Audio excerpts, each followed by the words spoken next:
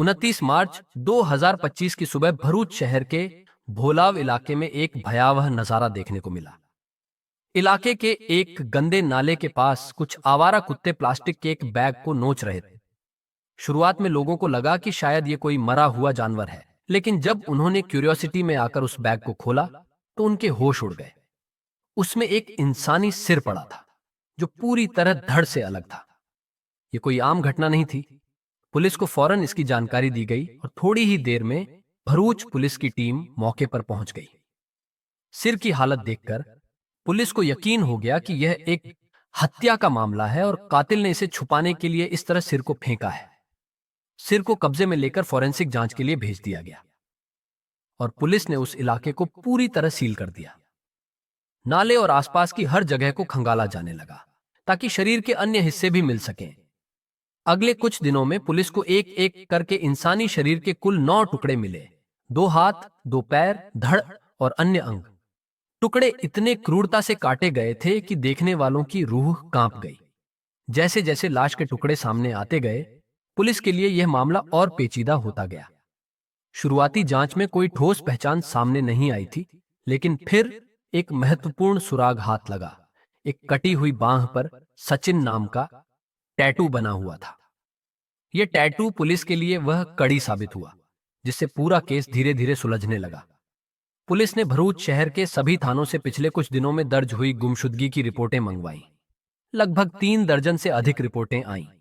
लेकिन जब सी डिवीजन थाने में दर्ज एक रिपोर्ट सामने आई जिसमें सचिन चौहान नाम के व्यक्ति की गुमशुदगी 28 मार्च को दर्ज की गई थी, तो जांच उस दिशा में मुड़ गई। सचिन चौहान, उम्र लगभग 35 साल, मूल रूप से उत्तर प्रदेश के बिजनौर जिले का रहने वाला था और पिछले कई सालों से भरूच की एक फैक्ट्री में काम कर रहा था। उसके परिवार ने बताया कि वह आम तौर पर घर समय पर लौट आता था, लेकिन उस दिन रात भर गायब रहा और फोन भी नहीं उठा। उसकी गुमशुदगी की रिपोर्ट उसके भाई शैलेंद्र चौहान ने लिखवाई थी, जो खुद भी उसी शहर में काम करता था। पुलिस ने जब शैलेंद्र को बुलाकर मिली लाश के टुकड़े दिखाए तो वह फूट फूट कर रो पड़ा। टैटू और लाश के अन्य शारीरिक निशानों से यह पुष्टि हो गई कि मरा हुआ व्यक्ति सचिन ही था। अब पुलिस के सामने सबसे बड़ा सवाल यह था कि आखिर सचिन की हत्या किसने की और क्यों। शक की सुई सबसे पहले शैलेंद्र की ओर नहीं गई, क्योंकि वही तो गुमशुदगी दर्ज करवाने आया था। लेकिन जब पुलिस ने आगे की पड़ताल शुरू की तो उन्हें एक के बाद एक कई ऐसी बातें पता चलीं जो किसी और ही कहानी की ओर इशारा कर रही थीं। सबसे पहला शक तब गहरा हुआ जब पता चला कि गुमशुदगी की रिपोर्ट दर्ज करवाने के एक दिन बाद ही शैलेंद्र शहर से अचानक गायब हो गया। उसका मोबाइल फोन भी बंद था। पुलिस ने जब कॉल डिटेल्स खंगाले तो पाया कि सचिन की आखिरी बातचीत भी शैलेंद्र से ही हुई थी। और भी अजीब बात यह थी कि सचिन की मौत के बाद भी उसके मोबाइल से कई मैसेज रिश्तेदारों और दोस्तों को भेजे जा रहे थे, जिससे यह दिखाने की कोशिश की जा रही थी कि वह जिंदा है, लेकिन कोई कॉल नहीं की गई थी। पुलिस को यह साफ लगने लगा था कि कोई सचिन का फोन चला रहा है और जानबूझकर सबको गुमराह कर रहा है। इन डिजिटल सुरागों को जोड़ते हुए पुलिस ने अब उत्तर प्रदेश के बिजनौर में जांच तेज कर दी, जहां से सचिन और शैलेंद्र दोनों आते थे। स्थानीय पुलिस की मदद से शैलेंद्र को ढूंढ निकाला गया और उसे हिरासत में लिया गया। शुरुआत में वह गोलमोल जवाब देता रहा, लेकिन जब उसके सामने सबूत रखे गए तो वह टूट गया और अपना जुर्म कबूल कर लिया। उसने जो कहानी बताई वह जितनी हैरान करने वाली थी, उतनी ही दुखद भी। शैलेंद्र ने बताया कि सचिन उसका बचपन का दोस्त था।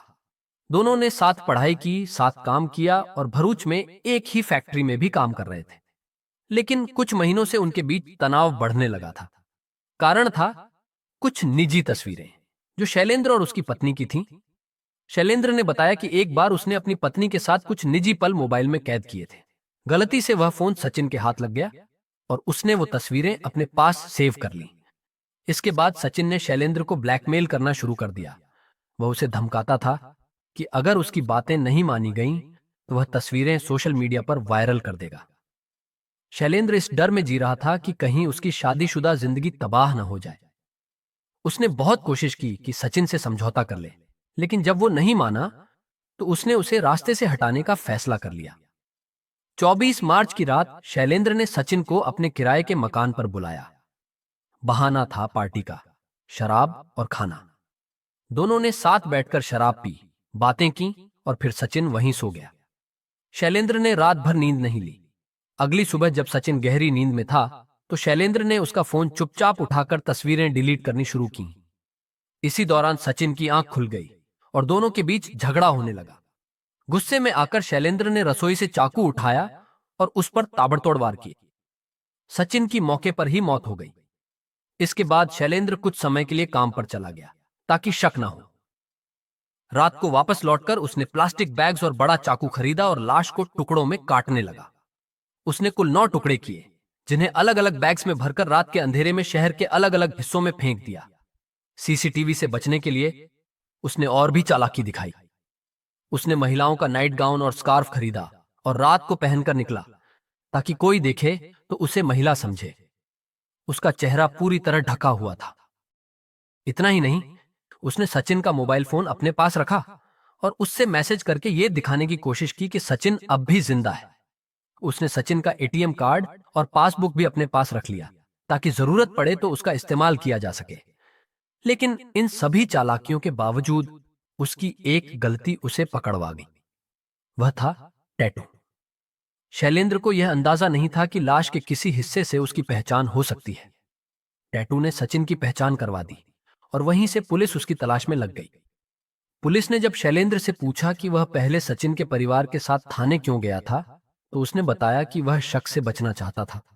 वह खुद रिपोर्ट लिखवाकर यह दिखाना चाहता था कि उसे कुछ नहीं पता।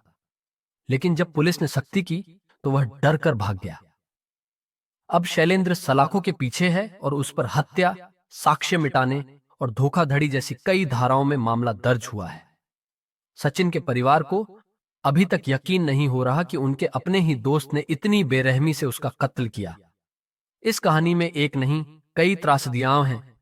एक दोस्त का भरोसा टूटा, एक परिवार उजड़ गया और एक इंसान खुद को इतना अकेला समझ बैठा कि उसे हत्या ही एकमात्र रास्ता नजर आया।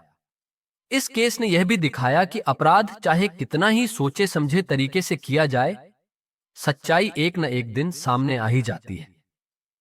एक टैटू, कुछ डिजिटल सुराग और एक भाई की उम्मीद ने उस भयानक रात से पर्दा उठा दिया जिसे कातिल हमेशा के लिए दफन करना चाहता था।